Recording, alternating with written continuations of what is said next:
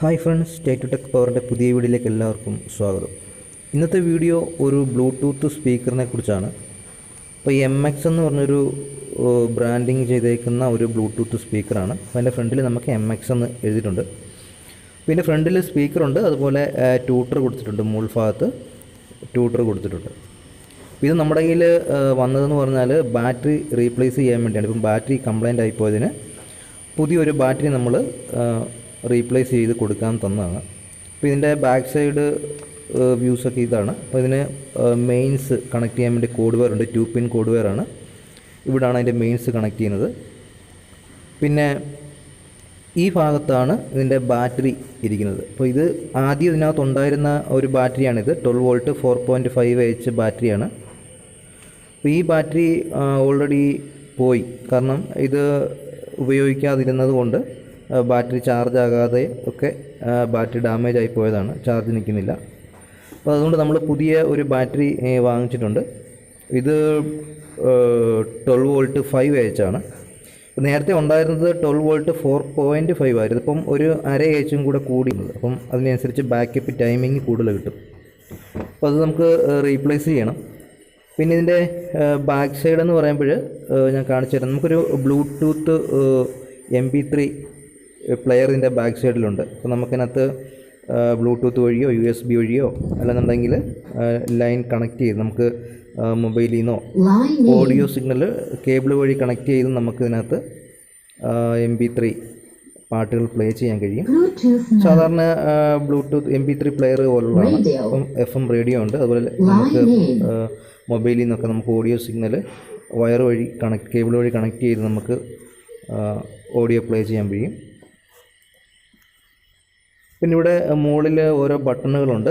അപ്പം രണ്ടാമത്തെ ബട്ടൺ നമുക്ക് വോളിയം കുറയ്ക്കാൻ വേണ്ടിയുള്ളതായിട്ട് യൂസ് ചെയ്യാൻ പറ്റും. അതുപോലെ അത് കഴിഞ്ഞുള്ള ബട്ടൺ നമുക്ക് സോങ്ങിന് നമുക്ക് പൗസ് ചെയ്യാനുള്ളത്, അത് കഴിഞ്ഞുള്ളത് നമുക്ക് വോളിയം കൂട്ടാൻ പറ്റും. അതുപോലെ ഓഡിയോ നമുക്ക് പാട്ട് പ്ലേ ചെയ്യുമ്പോൾ ഫോർവേഡും ബാക്ക്വേഡൊക്കെ ചെയ്യാൻ പറ്റും. ലാസ്റ്റ് ബട്ടൺ നമുക്ക് പ്ലേ ചെയ്യുന്ന സോങ് നമുക്ക് റിപ്പീറ്റായിട്ട് കേൾക്കണമെങ്കിൽ അതിൽ പ്രസ് ചെയ്യാവുന്നതാണ്. പിന്നെ ഈ സൈഡിൽ കൺട്രോൾസ് ഉണ്ട്. അപ്പോൾ ഒന്നാമത്തെ കൺട്രോൾസ് മ്യൂസിക്കിൻ്റെ കൺട്രോൾസാണ്. നമ്മൾ ഈ MP3 പ്ലെയറിൽ ബ്ലൂടൂത്ത് വഴിയോ USB വഴിയൊക്കെ കണക്ട് ചെയ്യുന്ന പാട്ടിൻ്റെ വോളിയമാണ് ഒന്നാമത്തെ കൺട്രോൾ എന്ന് പറയുന്നത്. പിന്നെ ഇവിടെ മൈക്ക് കണക്ട് ചെയ്യാനുള്ള ജാക്കുണ്ട്.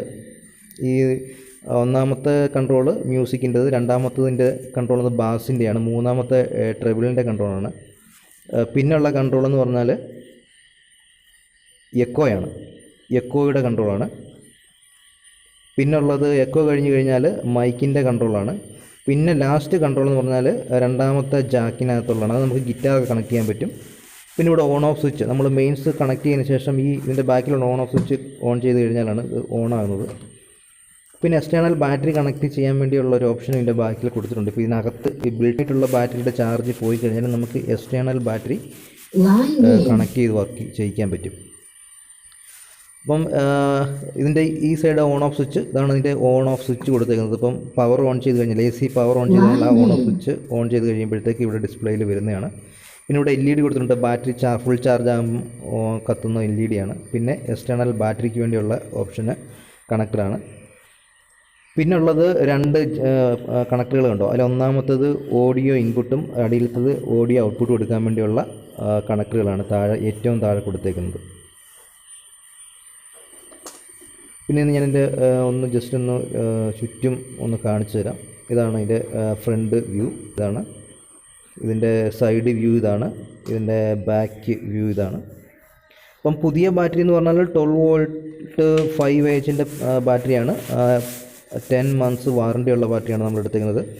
ആദ്യം ഉണ്ടായിരുന്ന ബ്ലാക്ക് ടൈപ്പ് ബാറ്ററി അത് 12 വോൾട്ട് 4.5 മാത്രമായിരുന്നു. അപ്പോൾ നമ്മളൊരു അതിനേക്കാൾ കൂടിയ ഉള്ളതാണ് വെച്ച് കൊടുക്കുന്നത്. ഇപ്പം 10 മന്ത്സ് വാറണ്ടി നമുക്ക് ഈ ബാറ്ററിക്ക് കിട്ടുന്നുണ്ട്. ഇതാണ് വെച്ച് കൊടുക്കുന്നത്. ഇതിൻ്റെ ബാറ്ററി റീപ്ലേസ് ചെയ്യാൻ വേണ്ടി വന്നതാണ്. മറ്റ് കംപ്ലയിൻറ്റ് കാര്യങ്ങളൊന്നും ഉള്ളതല്ല. അപ്പം അത് റീപ്ലേസ് ചെയ്തിട്ട് നമ്മൾ തിരിച്ച് കസ്റ്റമർ ഹാൻഡ് ചെയ്യണം. ഇത് ചെറിയ ഹാളുകളിലും അത്യാവശ്യം യൂസ് ചെയ്യാൻ പറ്റുന്ന ട്രോളി ടൈപ്പ് സ്പീക്കറാണ്. നമുക്ക് കറണ്ടിലും വർക്ക് ചെയ്യിക്കാം, കറണ്ടില്ലെങ്കിൽ ബാറ്ററിയിലും വർക്ക് ചെയ്യുന്നത്. ഞാനിത് ഓൾറെഡി ഇത് അഴിച്ച് ഇതിൻ്റെ ഇതിൻ്റെ അടിയിലത്തെ ഈ ഭാഗത്താണ് ബാറ്ററി വെച്ചിരുന്നത്. അഴിച്ച് നമ്മൾ ഓൾറെഡി ബാറ്ററി പുറത്തെടുത്താണ്. ഇനി നമുക്കിത് അഴിച്ചിട്ട് തിരിച്ച് വീണ്ടും പുതിയ ബാറ്ററി അതിനകത്ത് വെച്ച് ഫിറ്റ് ചെയ്യാം. ഞാൻ അഴിക്കുകയാണ്. ഇതിനകത്ത് അടിയിൽ ബാറ്ററിക്ക് വേണ്ടി ചെറിയൊരു ക്യാബിൻ പോലെ കൊടുത്തിട്ടുണ്ട്. അപ്പോൾ ഇതിങ്ങനെ ട്രോളി സ്പീക്കറിനുള്ള ഇങ്ങനെ ചെറിയൊരു ക്യാബിൻ പോലെ കൊടുക്കുന്നതിൻ്റെ കാര്യം നല്ല പറഞ്ഞുതരാം. ഇതിനകത്ത് വയറുണ്ട് കേട്ടോ, വയർ റെഡ് ബ്ലാക്ക്. അത് നമ്മൾ കറക്റ്റായിട്ട് ഈ ബാറ്ററിയിൽ കണക്ട് ചെയ്യണം. നെഗറ്റീവ് പോസിറ്റീവ് മാറിപ്പോയാൽ ആകുന്നതാണ്. കറക്റ്റായിട്ടുള്ള രീതിയിൽ ബാറ്ററിയുടെ നെഗറ്റീവും പോസിറ്റീവ് വയറുകൾ കണക്ട് ചെയ്യണം. ഈ ക്യാബിൻ്റെ കാര്യം എന്ന് പറഞ്ഞാൽ ബാറ്ററി ചാർജ് ആകുമ്പം ബാറ്ററിയിൽ കെമിക്കൽ റിയാക്ഷൻ നടന്നിട്ട് അതിനുള്ളിൽ നിന്ന് ഒരു കെമിക്കൽ പുറത്തേക്ക് വരും. ആ കെമിക്കൽ റിയാക്ഷൻ മുഖേന നടക്കുന്ന ഒരു ഇതാണ്. അപ്പോൾ അത് വന്നിട്ട് ഈ കമ്പോണൻസിനെ ഡാമേജ് ആക്കാൻ, വോളിയം കൺട്രോളിനകത്ത് ചെന്നിട്ട് റെസ്റ്റ് പോലെ വരികാൻ, അതുപോലെ തന്നെ കമ്പോണൻസിൻ്റെ ലീഡുകൾ ദ്രവിക്കാൻ, ഇതുപോലെ ഈ റെസ്റ്റ് പിടിക്കാൻ, ഇത് തുരുമ്പിക്കുന്ന പോലെ വരാനൊക്കെയുള്ള ചാൻസസ് ഉണ്ട്. അപ്പോൾ അങ്ങനെ വന്നു കഴിയുമ്പോൾ ചില വോളിയം കൺട്രോൾ നമ്മൾ തിരിക്കുന്ന സമയത്ത് ചില പറുപറുപ്പ് സൗണ്ടുകളൊക്കെ വരുന്നില്ലേ. അപ്പോൾ ഇങ്ങനെ ഈ ബാറ്ററിയിൽ നിന്ന് ഇൻസൈഡ് ബാറ്ററി വെച്ചിട്ടുള്ള ചില ഇതുപോലുള്ള ബിൽറ്റീനായിട്ടുള്ള സ്പീക്കർക്കൊക്കെ ഇങ്ങനെയുള്ള പ്രോബ്ലം വരാൻ സാധ്യതയുണ്ട്. അപ്പോൾ അങ്ങനെയുള്ള സാധ്യതകളെ അവോയ്ഡ് ചെയ്യാൻ വേണ്ടിയാണ് ബാറ്ററികൾക്ക് വേണ്ടി പ്രത്യേക ക്യാബിനറ്റ് ട്രോളി സ്പീക്കറുകളിൽ വെച്ചേക്കുന്നത്. ഒന്ന് അതിൻ്റെ ഇങ്ങനെയുള്ള ഒരു പ്രോബ്ലം സോൾവ് ചെയ്യാൻ, പിന്നെ ബാറ്ററി സേഫായിട്ട് ഇരിക്കാൻ വേണ്ടിയൊക്കെയാണ്. അപ്പം മെയിനായിട്ട് ഇതാണ്. ഇപ്പോൾ ഈ കെമിക്കൽ റിയാക്ഷൻ നടക്കുന്ന സമയത്ത് ഇതിൻ്റെ ഉള്ളിൽ നിന്ന് വരുന്ന ആ ഒരു എയറിലൂടെ വരുന്ന ഒരു കണ്ടൻറ്റ് നമ്മുടെ ഈ ബോർഡിലെ കമ്പോണൻസുകളിൽ ഡാമേജ് ചെയ്യാതിരിക്കാനും കൺട്രോളുകളുടെ ഉള്ളിൽ പോയിട്ട് അതിനെ ഡാമേജ് ചെയ്യാതിരിക്കാൻ വേണ്ടിയൊക്കെയാണ്. അപ്പം ഈ ചാനലിൽ ഒരുപാട് ടെക്നിക്കൽ റിലേറ്റഡ് ആയിട്ടുള്ള വീഡിയോസ് ഞാൻ അപ്ലോഡ് ചെയ്തിട്ടുണ്ട്. താല്പര്യമാണെങ്കിൽ കാണാം. നിങ്ങൾക്ക് ഈ വീഡിയോ ഇഷ്ടപ്പെട്ടാൽ നിങ്ങൾ മറ്റുള്ളവരിലേക്ക് ഷെയർ ചെയ്യണം. സബ്സ്ക്രൈബ് ചെയ്യാതെ ചാനൽ കാണുന്ന ഒരുപാട് പേരുണ്ട്. അങ്ങനെയുള്ളൊരു ദയവായിട്ട് സബ്സ്ക്രൈബ് ചെയ്യുക. പിന്നെ കഴിഞ്ഞൊരു വീഡിയോ, ഇൻവെർട്ടറിൻ്റെ ഒരു വീഡിയോ ഞാൻ ചെയ്തിരുന്നു.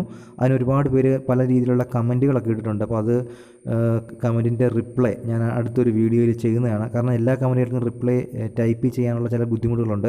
ഞാൻ വീഡിയോ എടുക്കുന്ന മൊബൈൽ തന്നെ അതിൻ്റെ ടച്ചിന് ചെറിയ പ്രോബ്ലങ്ങൾ ഉള്ളതുകൊണ്ട് നമുക്ക് ടൈപ്പ് കൃത്യമായിട്ട് ലെറ്ററുകൾ ടൈപ്പാകാതെ വരികയും ഒക്കെ ഉള്ള പ്രശ്നങ്ങളുണ്ട്. അപ്പോൾ അങ്ങനെയുള്ള പ്രശ്നങ്ങളുള്ളതുകൊണ്ടാണ് ചില കമൻറ്റുകൾക്കൊന്നും കൂടുതലും റിപ്ലൈ ചെയ്യാൻ പറ്റാത്ത, ചില ലെറ്ററുകൾ നമുക്ക് ടൈപ്പ് ചെയ്യാൻ പറ്റുന്നില്ല. അതുകൊണ്ട് അടുത്തൊരു വീഡിയോയിൽ ആ കഴിഞ്ഞ വീഡിയോയുടെ കമൻറ്റുകൾക്ക് ചില ആൻസറുകൾ തരേണ്ടതായിട്ടുണ്ട്. അത് തീർച്ചയായിട്ടും തരുന്നതാണ്. നിങ്ങൾ കണ്ടിന്യൂസ് ആയിട്ട് ഞാൻ അപ്ലോഡ് ചെയ്യുന്ന വീഡിയോസ് കാണുക. അപ്പോൾ നിങ്ങൾക്ക് ചില വീഡിയോസിൽ നിങ്ങൾ ചെയ്യുന്ന കമൻറ്റുകൾക്ക് മറുപടി നെക്സ്റ്റ് വീഡിയോയിൽ കൂടെ ചിലപ്പോൾ ഞാൻ അതിന് പറയുന്നതായിരിക്കും. അടുത്ത വീഡിയോയിൽ വീണ്ടും കാണാം. അതുവരെ ബൈ.